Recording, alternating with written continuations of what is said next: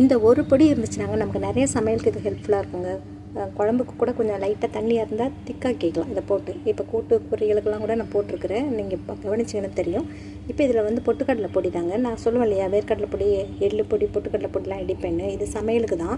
இப்போ பார்த்திங்கன்னா பொட்டுக்கடலை, மிளகு, சீரகம், பூண்டு, உப்பு, காரத்துக்கு நீங்கள் வத்தல் பார்த்துக்கோங்க. பூண்டு நல்லாவே நிறைய போட்டுக்கலாம். அப்புறம் கொஞ்சம் மஞ்சத்தூள் இதில் போட்டு நல்லா இடித்து வச்சுக்கோங்க. இது வந்து என்னத்துக்குன்னா, நம்ம வறுவல்லாம் செய்கிறோம் பார்த்திங்களா, ஃப்ரை பண்ணுறோம் பார்த்திங்களா, அந்த மாதிரி நேரத்தில் கடைசியில் தூவி இறக்கலாம். நான் கீரை பொரியல், பீட்ரூட் பொரியல், அடுத்தது உருளைக்கிழங்கு பொரியல் எல்லாத்துக்குமே போடுவேங்க. குழம்பு கொஞ்சம் தண்ணியாக இருக்குது அப்படின்னா, தேங்காய் அரைச்சி ஊற்ற முடியல அப்படின்னா டக்குனு இதில் கொஞ்சம் கரைச்சி விட்டு ஊற்றி விட்ருவேன். இந்த தூவி விட்டு கூட இருக்கலாம்.